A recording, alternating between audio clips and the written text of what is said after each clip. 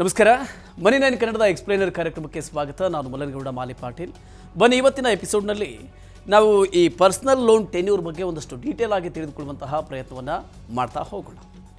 ರೋಹನ್ ಅವರು ಇತ್ತೀಚೆಗೆ ಯಾವುದೋ ಕೆಲಸಕ್ಕೆ ವೈಯಕ್ತಿಕ ಸಾಲವನ್ನು ಪಡೆದುಕೊಳ್ತಾರೆ. ಸುಲಭವಾಗಿ ಸಾಲ ಸಿಗ್ತಾ ಇದ್ದಿದ್ದರಿಂದ ಹೆಚ್ಚು ಯೋಚಿಸದೆ ಅವರು ಸಾಲವನ್ನು ತೆಗೆದುಕೊಂಡರು. ಅನೇಕ ಮುಖ್ಯ ವಿಷಯಗಳ ಬಗ್ಗೆ ಅವರು ಗಮನ ಹರಿಸಲೇ ಇಲ್ಲ. ಇಂತಹ ಒಂದು ಪ್ರಮುಖವಾದ ಅಂಶ ಅಂದರೆ ಸಾಲದ ಅವಧಿ ಅಥವಾ ಲೋನ್ ಟೆನ್ಯೂರ್ ಅರ್ಥ ಮಾಡ್ಕೋಬೇಕಾಗಿರೋದು ತುಂಬಾ ಮುಖ್ಯವಾಗುತ್ತೆ. ಸರಿಯಾದ ಅವಧಿಗೆ ಸಾಲವನ್ನು ಪಡೆದರೆ ಮರುಪಾವತಿ ಮತ್ತು ನೀವು ಪಾವತಿಸಬೇಕಾದ ಒಟ್ಟು ಬಡ್ಡಿಯ ನಡುವೆ ಸಮತೋಲನವನ್ನು ಸಾಧಿಸಿಕೊಳ್ಳುವುದಕ್ಕೆ ಸಾಧ್ಯ ಆಗುತ್ತೆ. ಮೊದಲಿಗೆ ಸಾಲದ ಅವಧಿ ಅಥವಾ ಲೋನ್ ಟೆನ್ಯೂರ್ ಅಂದ್ರೇನು ಅನ್ನೋದನ್ನು ನಾವು ತಿಳ್ಕೊಳ್ಳೋಣ. ನೋಡಿ, ವೈಯಕ್ತಿಕ ಸಾಲದ ಅವಧಿ ಅಂದರೆ ಎಷ್ಟು ಅವಧಿಯೊಳಗೆ ಸಾಲವನ್ನು ಮರುಪಾವತಿ ಮಾಡಬೇಕು ಅನ್ನೋದು. ಈ ಅವಧಿಯನ್ನು ಆಧರಿಸಿ ಬಡ್ಡಿ ಜಾಸ್ತಿ ಆಗುತ್ತೆ ಅಥವಾ ಕಡಿಮೆ ಆಗುತ್ತೆ. ಇದು ನಿಮ್ಮ ನಿಯಮಿತ ಪಾವತಿಯ ಮೊತ್ತದ ಮೇಲೆ ಹಾಗೆ ಇಡೀ ಸಾಲದ ಅವಧಿಯಲ್ಲಿ ಪಾವತಿಸುವ ಬಡ್ಡಿಯ ಮೊತ್ತದ ಮೇಲೆ ನೇರವಾಗಿ ಪರಿಣಾಮ ಬೀರುತ್ತೆ.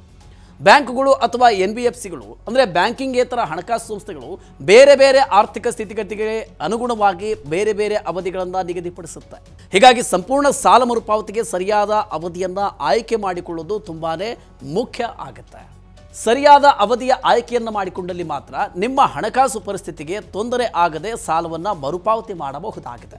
ಹೀಗಾಗಿ ವೈಯಕ್ತಿಕ ಸಾಲದ ಗರಿಷ್ಠ ಮತ್ತು ಕನಿಷ್ಠ ಅವಧಿಯ ಬಗ್ಗೆ ತಿಳ್ಕೊಳ್ಳೋದು ತುಂಬಾ ಮುಖ್ಯ ಆಗುತ್ತೆ. ಸಾಮಾನ್ಯವಾಗಿ ವೈಯಕ್ತಿಕ ಸಾಲದ ಮರುಪಾವತಿ ಅವಧಿ 1 ರಿಂದ 5 ವರ್ಷಗಳ ಕಾಲ ಇರುತ್ತೆ. ಹಾಗೆಯೇ ಇದು ಬ್ಯಾಂಕು ಅಥವಾ NBFCಗಳ ಮಾರ್ಗಸೂಚಿಯ ಅನ್ವಯ ಮತ್ತು ನಿಮ್ಮ ಸಾಲ ಮರುಪಾವತಿಯ ಸಾಮರ್ಥ್ಯದ ಅನ್ವಯ ನಿರ್ಧರಿಸಲಾಗುತ್ತೆ. ಹೆಚ್ಚಿನ ಮೊತ್ತದ ಸಾಲ ಬೇಕು ಅಂತಾದರೆ ಆಗ ಮರುಪಾವತಿ ಅವಧಿ ಹೆಚ್ಚಿದ್ರೆ ಅನುಕೂಲಕರ. ಇದು ಮಾಸಿಕ ಕಂತುಗಳ ಪಾವತಿಗೆ ಯಾವುದೇ ತೊಂದರೆ ಆಗದೇ ಇರೋದನ್ನು ಖಾತರಿಪಡಿಸುತ್ತೆ. ಹಾಗೆಯೇ ಸಮಯಕ್ಕೆ ಸರಿಯಾಗಿ ಸಾಲ ಮರುಪಾವತಿ ಮಾಡೋದಕ್ಕೆ ನಿಮ್ಮ ಬಜೆಟ್ಗೆ ತೊಂದರೆ ಆಗದೇ ಇರುವ ರೀತಿ ಮರುಪಾವತಿಯ ಅವಧಿಯನ್ನು ನೀವು ಆಯ್ಕೆ ಮಾಡಿಕೊಳ್ಬೇಕು.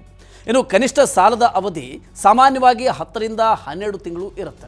ಕೆಲವು ಸಾಲದಾತರು 3 ತಿಂಗಳ ಅವಧಿಗೂ ಸಾಲವನ್ನು ಕೊಡ್ತಾರೆ. ನಿಮ್ಮ ಹಣಕಾಸು ಜವಾಬ್ದಾರಿಯನ್ನು ಅರಿತು ನಿಮಗೆ ಸರಿ ಹೊಂದುವ ಅತ್ಯಲ್ಪ ಮರುಪಾವತಿಯ ಅವಧಿಯನ್ನು ಆಯ್ಕೆ ಮಾಡಿಕೊಳ್ಳಿ. ಇನ್ನು ಅಲ್ಪ ಮೊತ್ತದ ಸಾಲವಾಗಿದ್ದರೆ ಅಥವಾ EMI ಪಾವತಿಗಳನ್ನು ಮಾಡೋದಕ್ಕೆ ಸಾಕಾಗುವಷ್ಟು ಮಾಸಿಕ ಆದಾಯವಿದ್ದರೆ ಆಗ ಕಿರು ಅವಧಿಯ ಸಾಲವನ್ನು ನೀವು ತೆಗೆದುಕೊಳ್ಳಿ. ಇದರಿಂದಾಗಿ ಸಾಲ ಬೇಗ ತೀರಿಸಬಹುದು. ಹಾಗೆಯೇ ದೀರ್ಘಾವಧಿಯ ಹಣಕಾಸು ಜವಾಬ್ದಾರಿಗಳಿಂದ ನೀವು ಮುಕ್ತರಾಗಬಹುದು. ಈ ಸಾಲದ ಅವಧಿಯನ್ನು ನಿರ್ಧರಿಸುವಾಗ ನೀವು ಕೆಲವು ಅಂಶಗಳನ್ನು ಮನಸ್ಸಿನಲ್ಲಿ ಇಟ್ಕೊಳ್ಬೇಕು. ಅಂದರೆ ನಿಮ್ಮ ಬಜೆಟ್ಟು, ಹಣಕಾಸು ಗುರಿ ಇತ್ಯಾದಿ, ನಿಮ್ಮ ಮಾಸಿಕ ಆದಾಯ ಮತ್ತು ವೆಚ್ಚಗಳ ಅಂದಾಜನ್ನು ಹಾಕಿ ಇದರಿಂದ EMI ಮೊತ್ತ ಜಾಸ್ತಿ ಮಾಡಿಕೊಂಡು ನಿಮ್ಮ ಸಾಲವನ್ನು ಬೇಗನೆ ನೀವು ತೀರಿಸಬಹುದಾ ಅಥವಾ ಇಲ್ವಾ ಅನ್ನುವ ಲೆಕ್ಕಾಚಾರವನ್ನು ನೀವು ಹಾಕಿಕೊಳ್ಳಿ. ಸಾಲ ಮರುಪಾವತಿಗೆ ಕಿರು ಅವಧಿ ಆಯ್ಕೆ ಮಾಡಿಕೊಂಡ್ರೆ ಅದು ನಿಮ್ಮ ಬಜೆಟ್ನ ಮೇಲೆ ಪರಿಣಾಮ ಬೀರುವುದಿಲ್ಲ. ಇದನ್ನು ಕೂಡ ನೀವು ಖಾತ್ರಿಪಡಿಸಿಕೊಳ್ಳಿ. ಇನ್ನು ಹಣಕಾಸು ಗುರಿ ಅಥವಾ ಫಿನಾನ್ಷಿಯಲ್ ಗೋಲ್ ಕೂಡ ಮತ್ತೊಂದು ಪ್ರಮುಖವಾದ ಅಂಶ. ನಿಮ್ಮ ಸಾಲದ ಅವಧಿ ಎಷ್ಟಿರಬೇಕು ಅನ್ನೋದನ್ನು ನಿಮ್ಮ ಹಣಕಾಸು ಗುರಿ ಕೂಡ ನಿರ್ಧರಿಸಬಹುದಾಗಿದೆ. ನಿಮ್ಮ ಹಣಕಾಸು ಗುರಿಗಳನ್ನು ಮನಸ್ಸಿನಲ್ಲಿ ಇಟ್ಕೊಂಡು ನೀವು ಸಾಲವನ್ನು ಬೇಗ ತೀರಿಸಬೇಕು ಅಂತಿದ್ರೆ ಆಗ ಅಲ್ಪಾವಧಿಯ ಆಯ್ಕೆಯನ್ನು ಮಾಡಿಕೊಳ್ಳಿ. ಆದಾಗ್ಯೂ ನಿಮ್ಮ ಖರ್ಚುಗಳು ಜಾಸ್ತಿ ಇದ್ದು ನೀವು ಮಾಡಬಹುದಾದ ಮಾಸಿಕ EMI ಪಾವತಿ ಕಡಿಮೆ ಇದ್ದರೆ ಆಗ ದೀರ್ಘಾವಧಿಯನ್ನು ನೀವು ಆಯ್ಕೆ ಮಾಡಿಕೊಳ್ಳಿ. ಇನ್ನು ಸಾಲ ಯಾಕೆ ಬೇಕು ಅನ್ನೋದು ಕೂಡ ಇನ್ನೊಂದು ಪ್ರಮುಖವಾದ ಅಂಶವಾಗುತ್ತೆ. ಅಲ್ಪಾವಧಿಗೆ ಹಣದ ಅಗತ್ಯತೆ ಇದ್ದರೆ ಆಗ ಕೂಡ ನೀವು ಕಿರು ಅವಧಿಯನ್ನು ಆಯ್ಕೆ ಮಾಡಿಕೊಳ್ತಕ್ಕಂಥದ್ದು ಉತ್ತಮ. ಅದೇ ರೀತಿ ನಿಮಗೆ ದೀರ್ಘಾವಧಿಗೆ ಪಾವತಿಯಿಂದ ಲಾಭ ಸಿಗುತ್ತೆ ಅಥವಾ ಅನುಕೂಲ ಆಗುತ್ತೆ ಅನಿಸಿದರೆ ಆಗ ಮರುಪಾವತಿ ಅವಧಿಯನ್ನು ನೀವು ಜಾಸ್ತಿ ಮಾಡಿಕೊಳ್ಳೋದು ಉತ್ತಮ. ಜೊತೆಗೆ ಬಡ್ಡಿ ದರ ಕೂಡ ಪ್ರಮುಖವಾದ ಅಂಶ ಆಗುತ್ತೆ. ದೀರ್ಘಾವಧಿ ಇದ್ದರೆ ಮರುಪಾವತಿ ಸುಲಭ ಅನಿಸುತ್ತೆ. ಆದರೆ ನಿಮ್ಮ EMI ಮೊತ್ತ ಕಡಿಮೆ ಇದ್ದರೂ ನೀವು ಹೆಚ್ಚಿನ ಮೊತ್ತದ ಬಡ್ಡಿಯನ್ನು ಪಾವತಿಸಬೇಕಾಗುತ್ತೆ.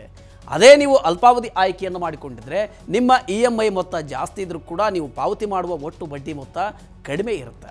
ಹೀಗಾಗಿ ನೀವೇ ನಿಮ್ಮ ಆದ್ಯತೆ ಏನು ಅನ್ನೋದನ್ನು ಆಯ್ಕೆ ಮಾಡಿಕೊಳ್ಳಬೇಕು. ಈ ರೀತಿಯಾಗಿ ನೀವು ನಿಮ್ಮ ಹಣಕಾಸು ಸ್ಥಿತಿಗತಿ ಮತ್ತು ಗುರಿಗಳನ್ನು ಆಧರಿಸಿ ಸೂಕ್ತವಾದ ವೈಯಕ್ತಿಕ ಸಾಲದ ಅವಧಿಯನ್ನು ಆಯ್ಕೆ ಮಾಡ್ಕೋಬಹುದು. ಮಾಸಿಕ EMI ಮೊತ್ತವನ್ನು ಕಡಿಮೆ ಇರಿಸಲೇಬೇಕಾದಂತಹ ಇತರೆ ಹಣಕಾಸು ಜವಾಬ್ದಾರಿಗಳು ಇದ್ದರೆ ಆಗ ದೀರ್ಘಾವಧಿ ಸಾಲ ಮರುಪಾವತಿ ಆಯ್ಕೆಯನ್ನು ಮಾಡಿಕೊಳ್ಳೋದು ಸೂಕ್ತ. ಆದರೆ ನೀವು ಬಡ್ಡಿ ಹಣ ಉಳಿತಾಯ ಮಾಡಬೇಕು ಅಂತಿದ್ರೆ ಹಾಗೆ ಹೆಚ್ಚಿನ EMI ಪಾವತಿಯನ್ನು ಮಾಡೋದಕ್ಕೆ ಸಾಧ್ಯ ಇದ್ದರೆ ಆಗ ಅಲ್ಪಾವಧಿ ನಿಮಗೆ ಉತ್ತಮವಾದ ಆಯ್ಕೆ ಆಗುತ್ತೆ.